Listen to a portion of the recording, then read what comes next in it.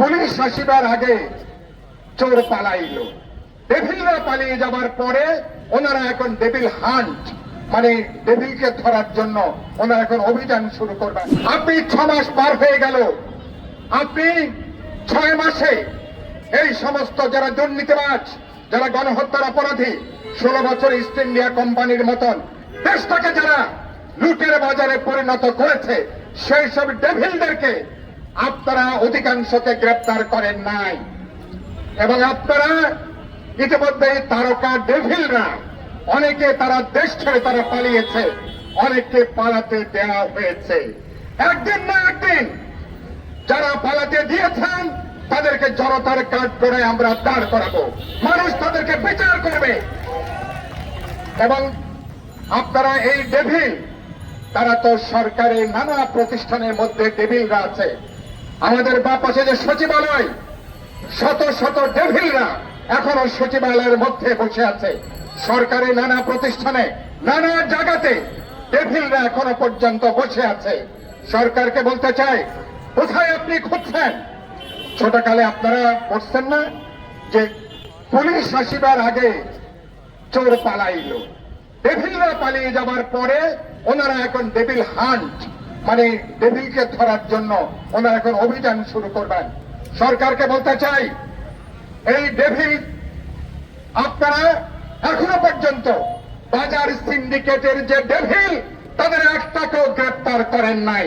স্বরাষ্ট্রমন্ত্রীকে বলতে চাই, সারা দেশে আপনারা যে অভিযান করছেন ভালো কথা, আমি রোজার আগে দেখতে চাই বাজার সিন্ডিকেটের যে ডেভিল, যে মাফিয়ারা, তাদেরকে আপনারা গ্রেপ্তার করবেন, তাদেরকে আইনের আওতায় আনবেন। এবং ওদের এক একটার কাছে পেটে পাড়া দিলে কয়েক হাজার কোটি টাকা সেখানে মুনাফার টাকা কিন্তু বের হবে। আমি কি সত্য কথা বলছি? একইভাবে সরকারের বদল হয়েছে কিন্তু সিন্ডিকেটের কোনো পরিবর্তন হয় নাই।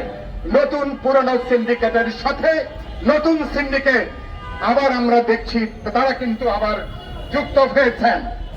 আর আমরা শুনেছিলাম সরকার নাকি 16 বছরে যে লক্ষ লক্ষ কোটি টাকা তারা বিদেশে পাচার করেছেন, 150 বিলিয়ন টাকা নাকি বিদেশে পাচার হয়েছে।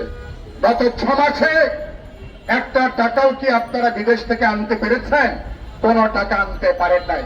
আমরা দেখতে চাই বাংলাদেশকে যারা লুটের বাজারে পরিণত করেছিল, আবার লক্ষ লক্ষ কোটি টাকা যারা পাচার করেছে, সেই পাচারকারী দেশ সাথে চুক্তি করুন, আইন করুন, পাচারকৃত টাকা আপনারা ফেরত আনার ব্যবস্থা করবেন। এখনো পর্যন্ত নাকি টাকা পাচার অব্যাহত আছে। কিভাবে আছে আমি জানি না, সরকারকে বলবো সেই ব্যাপারে আপনারা কার্যকর, আপনারা সেখানে উদ্যোগ সেখানে আপনারা গ্রহণ করবেন। সরকার গণহত্যার একটা বিচার করছেন। আমরা বলেছি আন্তর্জাতিক যে মানবাধিকার লঙ্ঘনের ট্রাইব্যুনাল গঠন হয়েছে তাকে স্বাগত জানিয়েছি, বিচারের কাজ তারা শুরু করেছেন। কিন্তু আমরা দেখছি এখনো পর্যন্ত গণহত্যার জন্য যারা দায়ী, অধিকাংশ যারা পালিয়েছে তারা তো দেশের বাইরে, যারা দেশের ভেতরে আছে অধিকাংশ এখনো ধরা ছোঁয়ার বাইরে। আমরা দেখতে চাই এই গণহত্যার দৃষ্টান্তমূলক বিচার হবে। আমি ইতিমধ্যে বহু জায়গায় বলেছি, মুক্তিযুদ্ধের যারা যুদ্ধাপরাধ করেছিল মুক্তিযুদ্ধের সময় তাদের বিচারের দাবি যেমন কোন প্রতিশোধ প্রতিহিংসার বিষয় নয়, 16 বছরের 36 দিনে যারা হত্যাকাণ্ড করেছে তাদের বিচারের দাবিও, তাদের বিচারের প্রশ্ন কোন প্রতিশোধের কোন বিষয় নয়।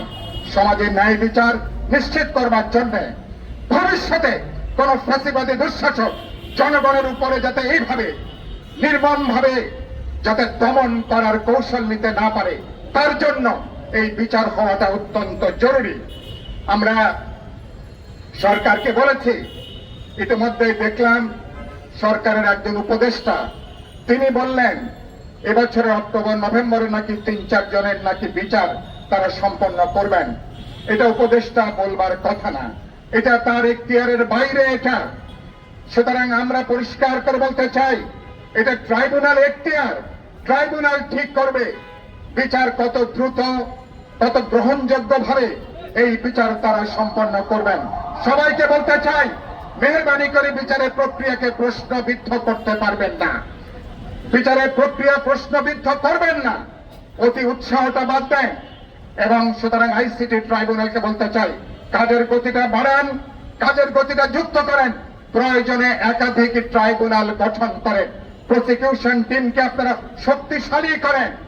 এবং আমরা দেখতে চাই নিশ্চয়ই আমরা সম্ভব স্বল্পতম সময়ে আমরা এইসব অপরাধীদের আমরা দৃষ্টান্তমূলক বিচার নিশ্চয়ই আমরা দেখতে চাইব। সরকারকে আমরা আরেকটা কথা বলতে চাই, আপনারা নানা দিকে আপনারা ঘুরছেন, নানা দিকে দেখছি আপনারা ঘুমানোর চেষ্টা করছেন, এবং ইতিমধ্যেই আমি দেখছি সরকারের অন্তর্বর্তী নিরপেক্ষ চরিত্র নিয়ে নানা জায়গাতে নানা প্রশ্ন দেখা দিয়েছে। কেন এটা প্রশ্ন দেখা দেবে? এই সরকার তো আমাদের সবার সমর্থিত সরকার। এই সরকারের চরিত্রের দিক থেকে একটা নিরপেক্ষ, একটা অন্তর্বর্তীকালীন সরকার, অদলীয় একটা অন্তর্বর্তীকালীন সরকার। বিশেষ কোন দল, বিশেষ কোন মতাদর্শ, বিশেষ কোন গোষ্ঠী কাউকে মদত যোগানো এই সরকারের কাজ নয়। এই সরকার সকল রাজনৈতিক দল, ছাত্র, তরুণ, জনগণের সকল অংশকে তারা আস্থার মধ্যে তারা গ্রহণ করবেন। সবার আস্থা নিয়ে সরকার তার কাজ করবেন। এবং যদি সরকারের নিরপেক্ষতা নিয়ে যদি বড় প্রশ্ন ওঠে, তাহলে আগামী জাতীয় নির্বাচন প্রশ্নবিদ্ধ হওয়ার ঝুঁকি থেকে যাবে। সরকারের নিরপেক্ষতার প্রশ্ন যদি বড় হয়ে দেখা দেয়, তাহলে এই সরকারের অধীনে এটা অবাধ, নিরপেক্ষ, বিশ্বাসযোগ্য নির্বাচন করা যাবে কিনা সেই প্রশ্ন কিন্তু আগামী দিনে বড় হয়ে দেখা দিতে পারে। আমরা এখনো পর্যন্ত আমি তত্ত্বাবধায়ক সরকারের কোন দাবি উত্থাপন করতে চাই না। আমি বিশ্বাস করতে চাই এই সরকার তারা সিরাতুল মুস্তাকিমে হাঁটবেন, সোজা পথে তারা হাঁটবেন। তাদের তিনটা বড় দাগের কাজ, তাদের একটা কাজ হচ্ছে তারা বিচারের কাজটাকে এগিয়ে নেবেন, প্রাথমিক ভিত্তি প্রদান করবেন। 2 নম্বরের কাজ যেটা আজকে শুরু হয়েছে, সংস্কার নিয়ে আলাপ আলোচনা করবেন। ন্যূনতম যেখানে আমাদের বোঝাপড়া, তার ভিত্তিতে তারা যে সনদের কথা বলছেন, সেই সনদ যদি আমরা তৈরি করতে পারি, এটা মনে করি এটা মাইল ফলক হিসাবে এটা বিবেচিত হতে পারে। এবং তার ভিত্তিতে এবছরের ডিসেম্বরের মধ্যে ত্রয়োদশ জাতীয় সংসদ নির্বাচনের আপনারা আয়োজন করবেন। মানুষ অনেকে বলবার চেষ্টা করছেন, ভাই মাত্র 6 মাস গেল, নির্বাচনের জন্য কেন এত তাড়াহুড়া করছেন? আরে কোথায় 6 মাস দেখছেন? 16 বছর ধরে এদেশের মানুষ ভোট দিতে পারে নাই। আপনারা কি ভোট দিতে পারছিলেন গত 16 বছরে? গত 16 বছর এদেশের মানুষ ভোটাধিকার কি সেটা ভুলে গেছে। শেখ হাসিনা ভোটের আয়োজন করেছে, মাগার ভোটটাকে সে পুরোপুরি একটা তামাশায় পর্যবেসিত করেছিল।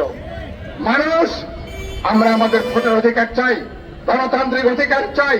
একই সাথে বলতে চাই, পুরোনো জমানার আমরা পরিবর্তন চাই।